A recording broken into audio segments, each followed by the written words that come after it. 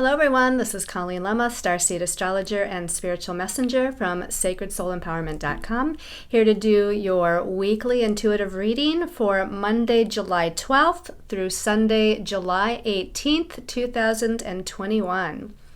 For this week's weekly reading, we'll be using the Psychic Tarot deck by John Holland for the main message for everyone.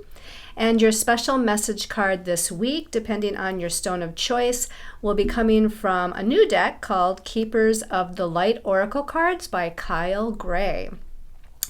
Just a reminder that this brings us into the middle of July, so if you haven't already watched the monthly intuitive reading for the month of July, be sure to go onto my YouTube channel to see that, including the astrological transits of significance, the numerological energy of the month, messages from our angels and guides, and a special message card depending on your stone of choice for that as well. So let's start by taking a look at your stones of choice for this week's weekly reading. So the first stone of choice is howlite. Okay, howlite is a white stone, and it teaches patience, and it helps to eliminate pain and stress. It's a calming stone, and it encourages emotional expression.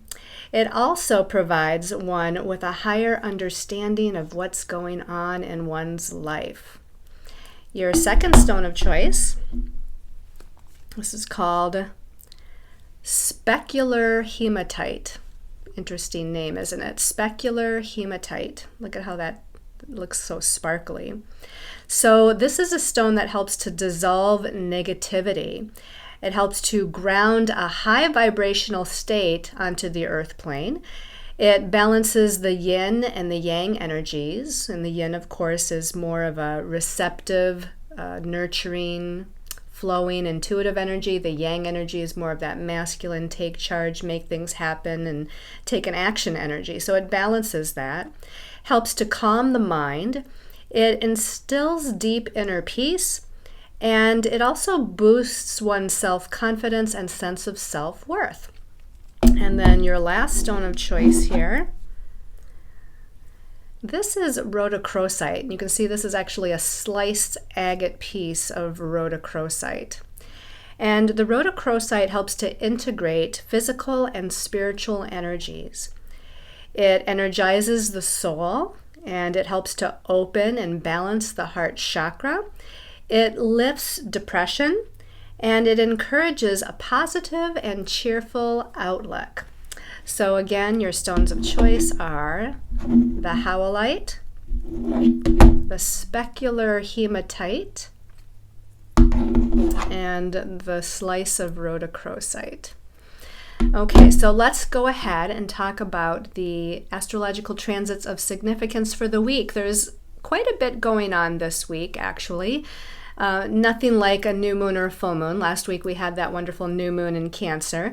But there is still a lot going on with the personal planets, especially Mercury, Venus, and even the Sun.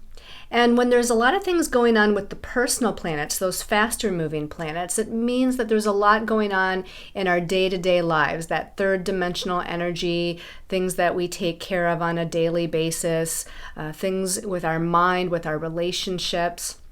Whereas those outer planets and those slower moving planets often set up the stage. They set up the stage long term for events to occur when these faster moving planets, these personal planets, connect with them. So this week we start out on Monday the 12th with Mercury, the planet that rules the mental realm, our mind, our thoughts, our perceptions, and our communications.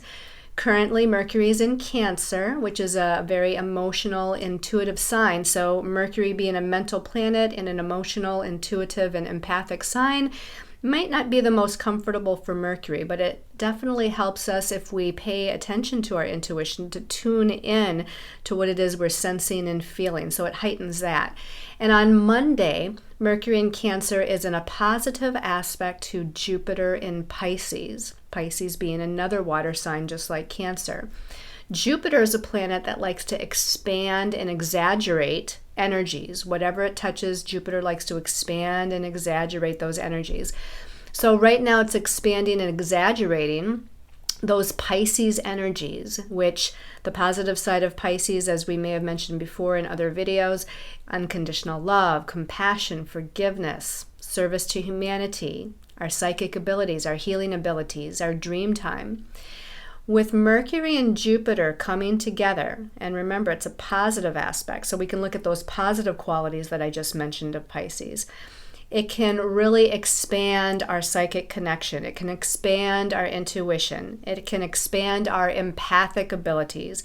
It can expand and exaggerate our ability to communicate on an emotional level, because Mercury rules communications. It's in Cancer, which is more of an emotional sign. So any emotional communications we have to have about our feelings, what's going on in our lives for us, with our family, because Cancer rules home and family, or even our significant other relationships, those people that we're emotionally connected to. It's going to expand positively that ability to share our thoughts, our ideas, our perceptions, and our belief systems with these people. And as I said, it's going to expand our ability to be more intuitive, to be more visionary, to be able to, quote unquote, see clairvoyantly what it is that we need to see, where it is that we need to go, or where we want to go. And so this can heighten our ability to put out that vision, that intention, that idea through kind of picture images, if you will, in our meditation or in our day-to-day time. If we just take a few minutes, 5 minutes, and we see in our third eye and we project out that vision of what it is that we desire to create in our lives, how we want to feel in our lives, then Jupiter can help to expand that. On Tuesday, the 13th, we have Venus connecting with Mars. Now, Venus and Mars are the lovers. Venus is the feminine, Mars is the masculine. They're both in Leo, and Leo is a sign about creative self-expression, having fun, being appreciated. It's the ruler of the inner child. And so with Venus and Mars coming together, there might definitely be something happening with relationship matters. And, you know, with a conjunction like that, when two planets come together in the same sign at the same degree, it's usually not looked at as either a good nor a negative aspect. It can be either, because it's a powerful aspect is what it is. When two planets come together in the same sign, it really kind of increases this powerful energy, the symbiosis of them, kind of merging their energies. And Venus and Mars are two planets that can merge rather well together. As I said, it's that feminine principle, and it's that masculine principle. Venus rules love and relationships. Mars rules energy, action, and forward movement. So again, Mars can activate in Venus this idea of expressing herself, having fun, wanting to enjoy life, being seen and shining her light.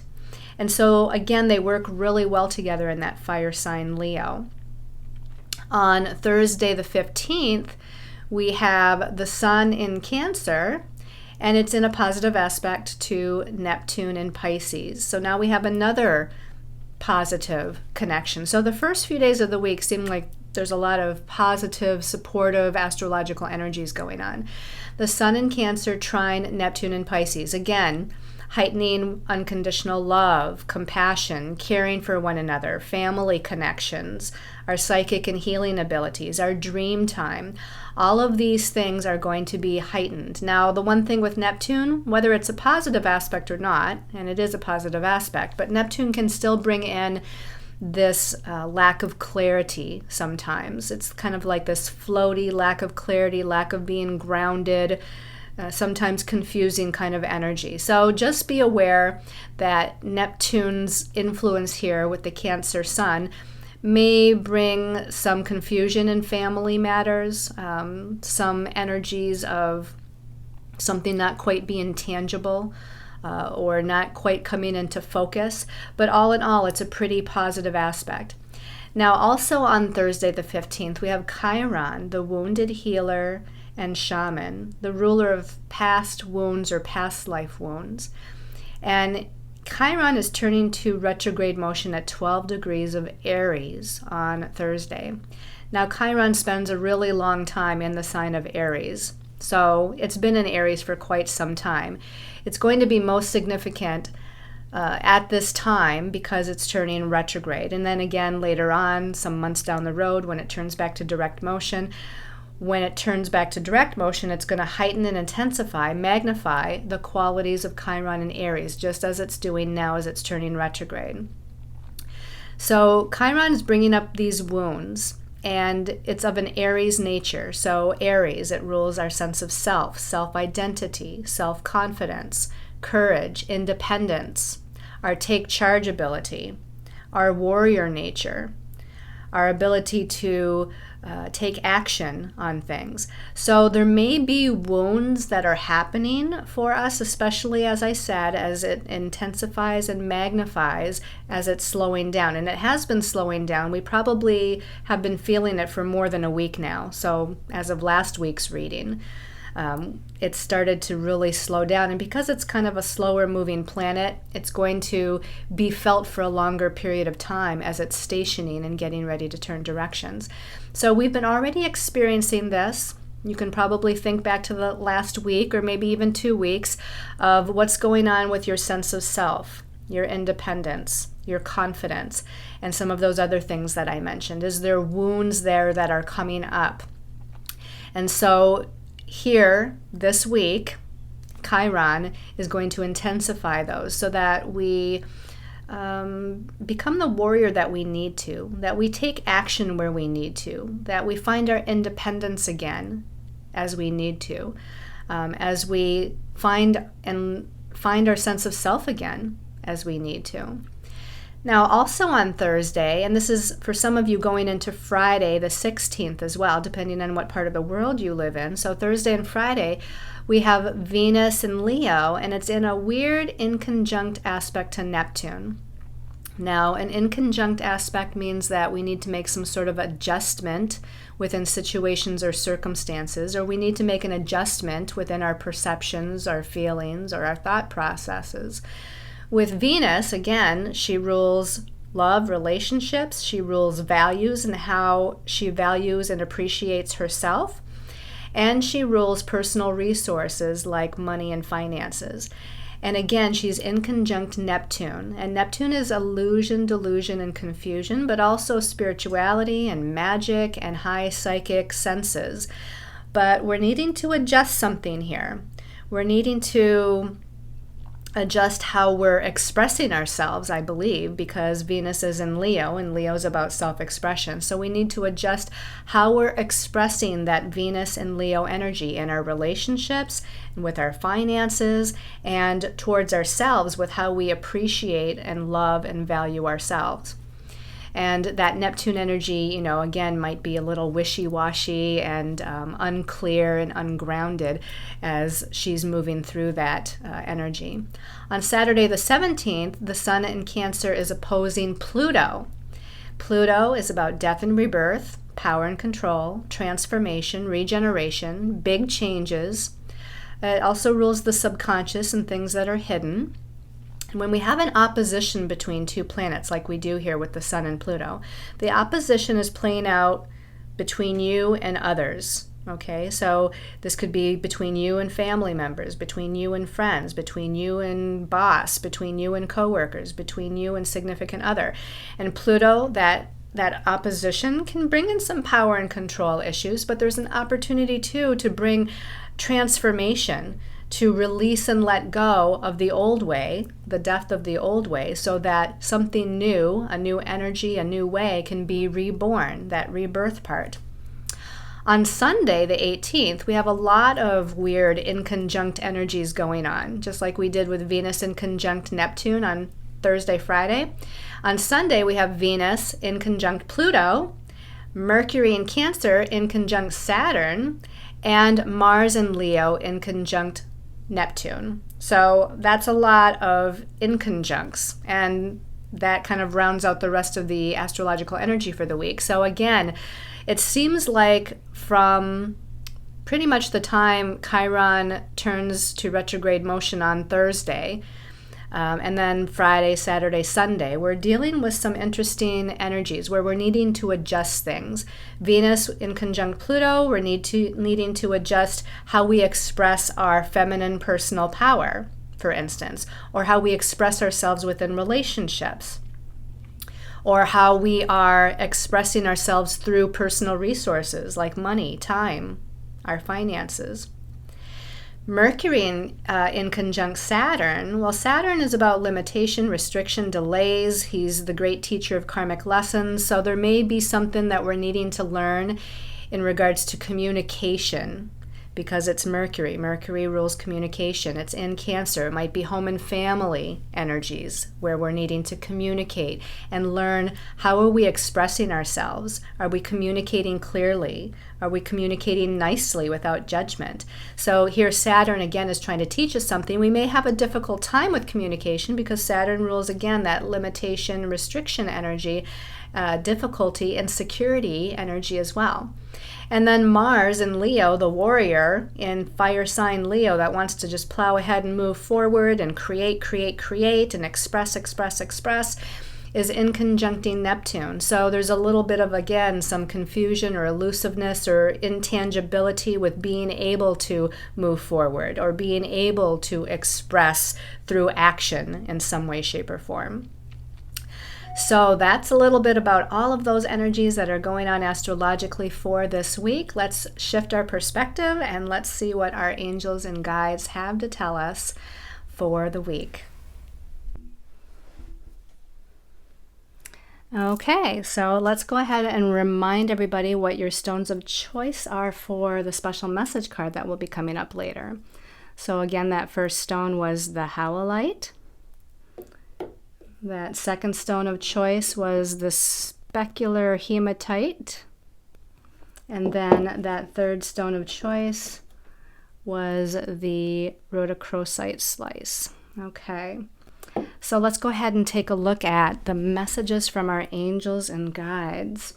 So turning over the first card here, lovely, we have the Three of Spiritual, and it says partnerships and alliances.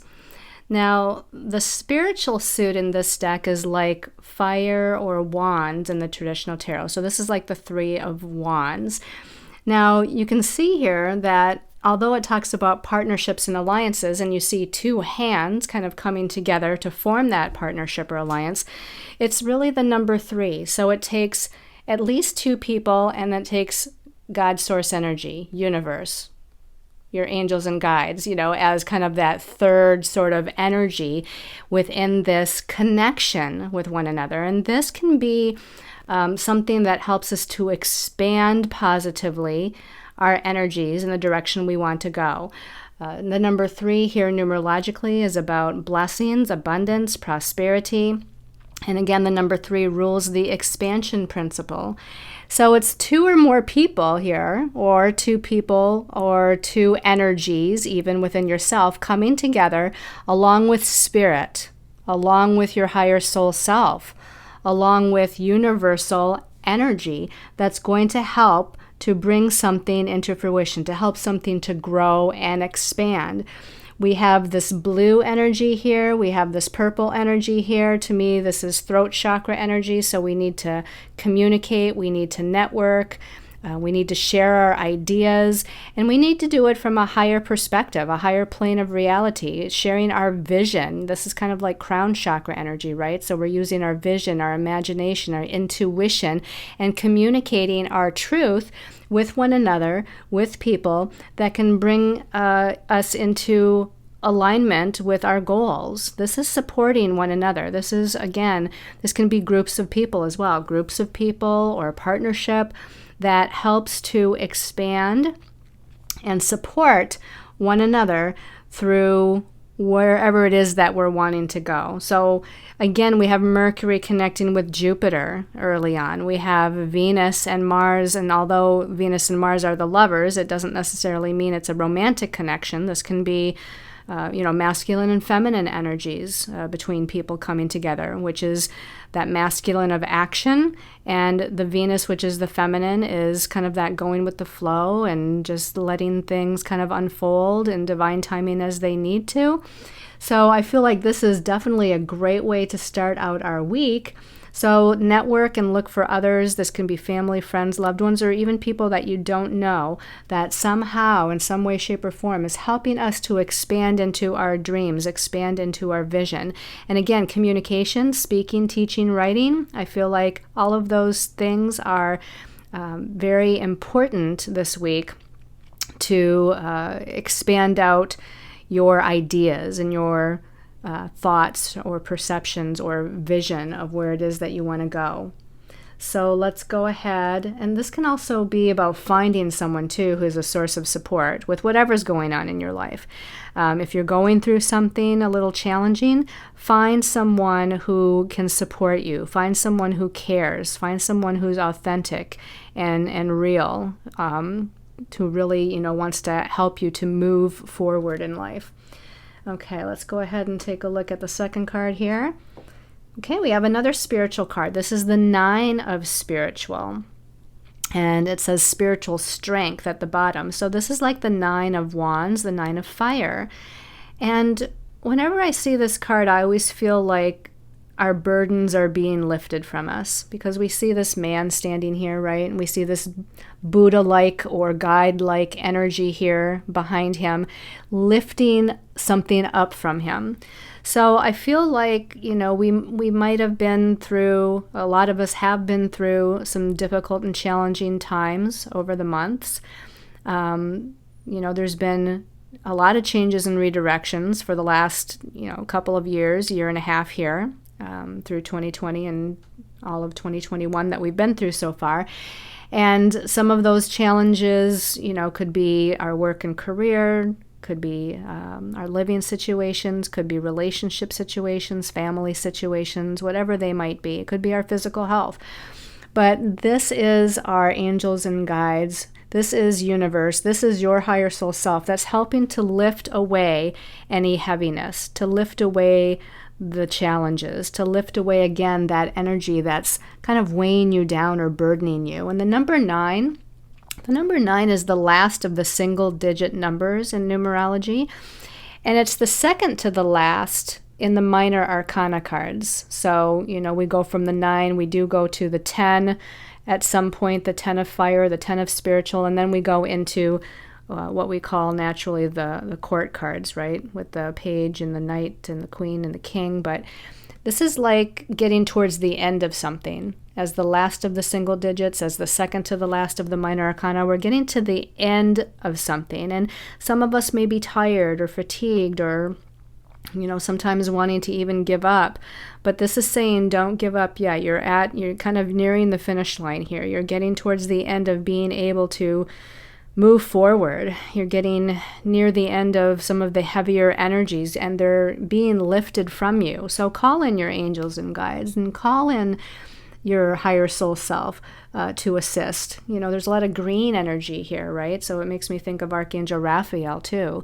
Archangel Raphael not only helps us with physical healing, but also with emotional healing. So if we're feeling emotionally heavy with whatever's going on in our lives, call in Archangel Raphael or any of the healers of the highest vibration of light, as green is the color of the heart chakra, and it's a healing color, right? It's a soothing, healing kind of color. So allow whatever it is, call it in, and allow whatever it is to be lifted from you, and know that you have these spiritual reserves, energetic reserves. You have the spiritual strength within you. So hold on to your confidence, hold on to your courage, hold on to your inner spiritual resources to be able to move through whatever it is that you're moving through, that you need to move through. Okay, so a lot of spiritual energy here so far. The last card is, okay, this is a major arcana card. This is number 8. In this deck, it's called Power. You could probably guess that in the traditional tarot, this is the Strength card, right, with the lion, usually depicted with a lion and a young lady or a young maiden. This particular card has half man and half lion here, and it's listed as power. So, we do have the sun opposing Pluto this week. We have Venus in conjunct Pluto this week, so there is some Pluto power energies going on. This is about taking our power back, owning our power, standing in our power and truth. I also feel like, there's something here with our instinctive nature. The animal nature is the instinctive nature versus the logical human nature. So using your instincts, or you could call it, I suppose, your intuition and instincts versus your logic and analytical ability of that part of you that's human, right? So we're needing to merge those. We needed to merge logic and intuition or instinct in order to move forward here in life. We do have the red over here, which is interesting because that's root chakra energy for survival and feelings of security. We have the purple energy over here, which is more of crown chakra energy, which is higher vision, higher knowledge, higher wisdom. So again, we're taking that lowest chakra that I shouldn't say the lowest chakra that we know of, but, when we're talking about the 7 major chakras, the root chakra is at the bottom and the crown chakra is at the top. So we're taking that first chakra, root chakra, and 7th chakra, crown chakra. We're needing to balance those, balance our sense of safety and security with that inner wisdom, knowledge, and guidance. Again, merge the logical human nature with the instinctive, intuitive animal nature, and own your power. Take back your power, merge with your power, feel empowered to move forward through this week. All right, so let's go ahead and take a look at the special message card depending on your stone of choice this week. So again, this is the Keepers of the Light deck. I'm going to give this a little shuffle. I did meditate with and bless these cards, cleanse these cards, since this is a new deck here. And so the Howlite people, special message for Howlite, divine truth for Howlite people. This one's calling my attention as I open my eyes. Ooh, Archangel Michael. Okay, Archangel Michael, trusting heaven. You are safe. Angels stand close. Surrender your concerns and allow a miracle to occur. Love this. Archangel Michael does deal with matters of stability, security, focus, cutting cords between you and lower vibrational energies that hold you back or keep you down. He does have some red color in here in this card with what he's wearing. He also has some orange in his wings, which is sacral chakra, passion, creative self-expression. He's got a blue crystal here at the helm of his sword, right? So the blue is that throat chakra, ear chakra, or even third eye chakra energy. Blue around his head, so there is some blue there too with communication, right? And speaking your truth, standing in your truth. And again, you are safe. Angels stand close. Surrender your concerns. Allow a miracle to occur. So call in Archangel Michael to pull all cords between you, people, circumstances, situations, lower energies, even lower belief systems or emotions within yourself, and have him cut those cords or pull those cords and take those cords away, transmute those cords to a higher vibration of light. Clear your energy field. He's also that archangel that helps us to move forward on the next step of our highest and most important destiny path. So trust that Archangel Michael is at your side. And I really like his blonde hair in this card. I don't know that I've ever seen him with that light blonde hair like that before. But, that gold color, too, is the color of the crown chakra as well. So, again, there's a highlight of that crown chakra, that higher vibrational energy that connects us to the universe, and where that phrase of trusting heaven kind of comes in. Okay, so that's a great card for you all. And then for those of you that chose the specular hematite. Okay, divine truth, divine message for specular hematite people. This one's calling my attention, so we're going to pull that one. And this one says faith. It says humanity and benevolence. She almost kind of looks like Mother Mary, doesn't she? And it says at the bottom, stay calm, trust the good in yourself and others, and see the light in the world. She also has a lot of blue, a lot more blue going on here in this card, right? She's got a blue veil on. She's got a blue heart at her heart chakra. She's wearing a blue dress. She's got blue all around her. So there's a lot of blues here and different shades of them. So this is highlighting our throat chakra, our ear chakras, and our third eye chakra. So speaking our truth with authority, honesty, compassion, and love, which is the throat chakra. Hearing messages from the divine, listening to the messages of guidance from our angels and guides and from spirit.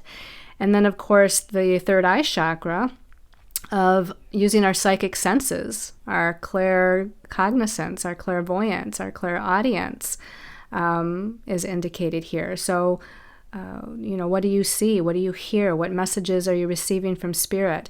What do you see with that third eye? And what are you envisioning with your third eye, right? The visionary power of that third eye. And the dream time too. Seeing kind of messages or visions in your dreams as well. But this is all about having faith. She has blonde hair too. So under that veil, she's got blonde hair, that color of that crown chakra as well.